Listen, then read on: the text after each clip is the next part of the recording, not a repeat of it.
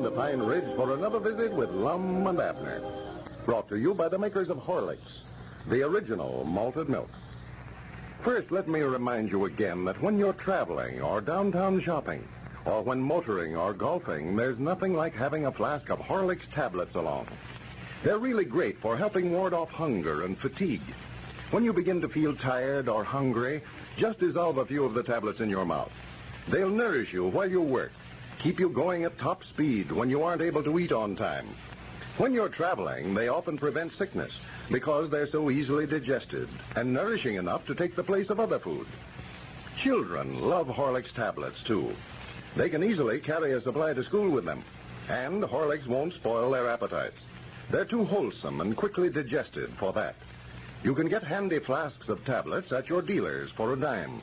Or, if you prefer it, you can get them in larger sizes in either natural or chocolate flavor. And now let's see what's happening down in Pine Ridge. When Lum planned the fake kidnapping of his old friend Abner so that he could pretend to have rescued him and thereby regain the respect of his fellow townsmen because of his bravery, he had no idea how well the plan would really work. Since Abner has been returned safely, Lum is the hero of the hour in Pine Ridge. Even those who had turned against him because of his connection with the sale of fraudulent silver mining stock are now singing his praises. As we look in on his house today, we find Dick Huddleston has just dropped in to congratulate him on Abner's rescue. Listen. Oh, nothing much. Been sitting around the house here all morning working on this story for the newspaper. What story is that, Lum? Why, the newspaper in there at the county seat called up right early this morning, wanted to know the particulars about Abner being kidnapped, so I told him I'd just write the story up myself and send it to him. Mm-hmm. I figured me being the one that rescued him and all, that I ought to be able to tell it better than they could. Yeah, sure. Then it's right smart of a job to get up something like that, you know it? I bet it is. Yeah, I've wrote it and tore it up 5 or 6 times, and I don't know yet where I got it sounding right or not. I don't want to leave nothing out, of course. Oh, well, I imagine it's all right, Lum. Read what you got there. Let's see how it sounds. Well, I sort of hate to read it. Might sound like I'm bragging a little on myself, but of course I had to tell the facts. Why, sure. Well, nobody knows you wrote it yourself anyway. Well, that's what I figured. No. Well, let's see. I start out, for the headlines, big letters clean across the top of the front of the page, I've got, Lum Edwards risks life to rescue friend. Well. Then right under that, I've got some more headlines. Says, Pine Ridge Justice of the Peace and President of the School Board wins battle with kidnappers single-handed. How's that sound? That's all right, I guess. And then I start out with the main article here. Lum Edwards, prominent citizen of Pine Ridge, made a hero out of himself Tuesday when he defied death and waded through shot and shell to rescue a friend from a dangerous band of kidnappers. Mr. Edwards is a graduate of Cloverleaf School District number 186 and is a leader in the social and civic affairs of the community. He is a half-owner and president of the new Rolling Grocery Store, which is now operating in Pine Ridge. He also owns 57% of the stock in the Great Western Sterling Silver Company. He is Justice of the Peace and President of the School Board. Mr. Edwards is very modest and does not like to talk about what he done, but in a statement to the press he said, quote, reckon why they always say quote first before they go ahead and say what they're going to. Well, that just shows what they said, Lum. Oh, I see. I notice they always say that before they start talking, so they can tell when they're starting, I reckon. Yeah, that shows where the conversation starts. Mr. Edwards says, quote, I only wish I had 2 lives to give to my feller man. And that's all I've got so far. How does it sound? Well, all right, I guess, Lum. The only thing, you haven't told them who it was kidnapped. Huh? Well, you didn't mention Abner's name at all. He was the one that was kidnapped. Granny, that's right, ain't it? No, sure. Sure never. I thought there was something I was leaving out there. Why, yeah, that's what the newspaper would be interested in. Yeah, well, I can put that in there down here at the bottom. Let's see. Say, the man that Mr. Edwards risked his life to save and return to the arms of his loved ones was his old friend and partner, Abner Peabody. That ought to keep it all right. Yeah, well, I have an idea they want to rewrite the story anyway and change it up some. You've given them enough of the facts there to where they can make a story out of it. Well, now, they better not change it up too much. They'll ruin the whole thing. Just about put a batch of stuff in there about how long Abner was held a prisoner and how they treated him. And Yeah, and a ransom note and all that. Yeah, that's what I say. A batch of stuff that wouldn't nobody be interested in. Well, I never have got the straight of this thing yet, Lum. How did it all take place? Why, how did what take place? Abner's rescue. Oh, that. Well, I rescued him myself. I was the one that done it. Had you heard that? Yeah, sure, I know you did, Lum, but I mean, how many men were there in the gang that had him? I've heard all kinds of different stories about it. Oh, yeah, they've been circulating all sorts of stories, ain't That's they? the reason I want to get the straight of it. Now, how many men in the gang? Well, how many did you hear?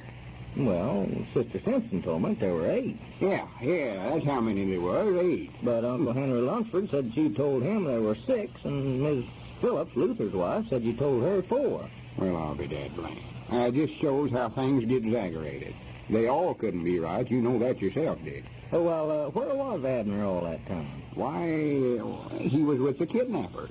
Yeah, but where were the kidnappers? Well, they was with Abner. The whole bunch was right there together. Well, I mean, what place, Lum? Whereabouts? Whereabouts what? Whereabouts was their hideout? Well, sir, now, there's a funny thing. I never had saw that place before, and I don't know yet where I was at. I doubt if I could ever find it again. Wouldn't know which direction to start out looking for it. Well, what kind of a looking place was it, Lum? Dick, let's don't talk no more about it. I get to thinking about it, what a terrible fight I had, and I get so nervous again. Grannies, I'll see that thing in my dreams. You know, there's a song run sort of like that. I'll see it in my dreams. Well, howdy, Abner. Come in. Sure glad to see you. Hello, Abner. I thought I heard somebody hollering in here. No, I was just a-singing. Glad you come over. You can just join in with me. Start that, cut down the old pine tree. Oh, yeah. Well, you better pitch me, though, now. Oh, yeah. Do, re, mi, fo. Do, re, mi, fo. Yeah, that's the time. Well, I expect I better be going, fella. Oh, sit down, Dick. We'll sing some for you. Well, thank you, Lum. I expect I better get back to the store. Well, I'm glad you come over and come back again. Yeah, I will. Thank you. Come down and loaf with me when you get time. Yeah, we will, Dick. So long. Grannies, I'm sure glad you come in when you did. What's the matter? Why, he just about had me cornered there. Cornered? Yeah, got to pinning me down on this kidnapping. You mean him and you was fighting? No. Asked me a batch of questions about the kidnapping. He's the inquisitiest feller I ever seen in my life. Don't know where the kidnappers had you hid all that time and all that stuff. I didn't know what to say. Why, I was right here at your place all the time, huh? Yeah, but I couldn't tell him that. Oh, yeah, that's right, sure. We got to figure out some place away from here. You don't know any place out here in the mountains that might be a good place for them to hide you? Well, let's see now. We've got to decide on some place so that we can both tell the same story. Yeah, sure. How would that old sawmill set Levi Whitten used to have up there in Eagle Gap be? That'd be a good place. Nobody never goes up there. Yeah, that's the place. That's the spot right there.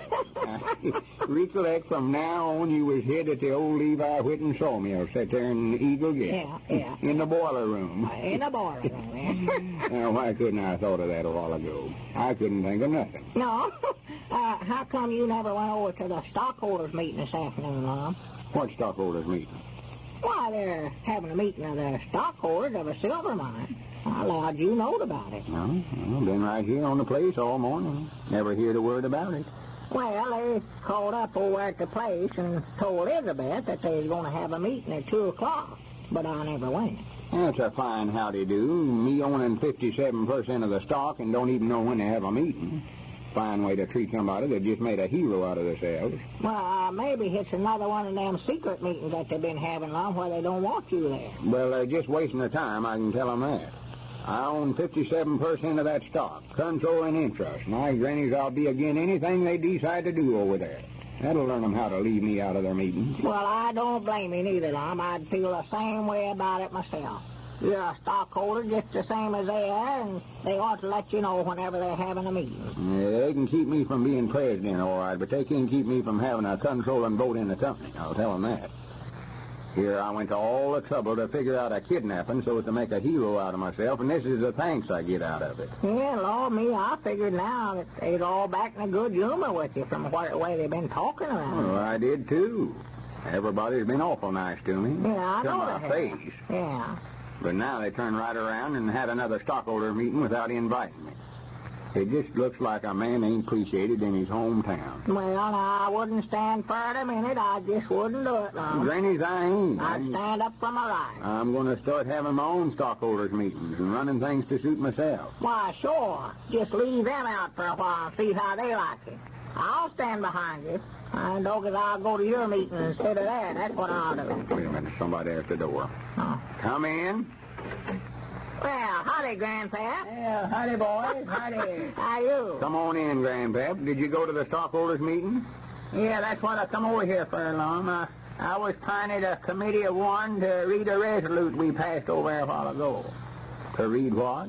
A resolute. Well, what's a resolute? That's something they voted on and passed it a while ago. Oh. Well, you can just save your breath. I don't want to hear it. No, sir. Me and Lum is again anything that they done over at that meeting today. Well, I've got it here. I'm supposed to read it to you. Well, I told you I don't want to hear it, Grandpap. I own 57% of the stock in that silver mine, and I'm throwing every vote I've got again, whatever it is. Yes, sir. Now, just get on out of here, Grandpap, and leave Lum alone. He knows his rights. Well, all right, if that's the way you feel about it. I like you'd want to hear about it, Lum. The resolute was drawed up apologizing for the way they've been treating you around here and wanting to make you president and general manager of the company again. Wait a minute, Grandpap. Don't pay no attention to what Abner says here. And from here out, Abner, when I want somebody to leave my house, I'll tend to it myself. Sit down, Grandpap, old boy. Now, go ahead and read that resolute, or whatever it is. I allowed you know I was joshing about being a guinea.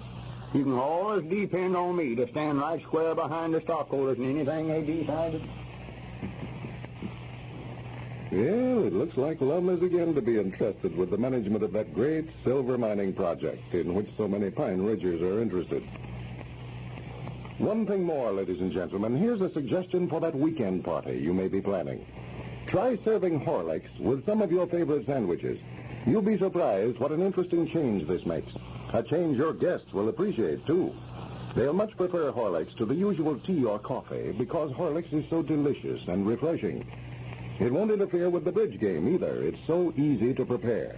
All you have to do is to add sufficient of the powder to water or milk, mix thoroughly with an egg beater or other mixer, and it's ready to serve.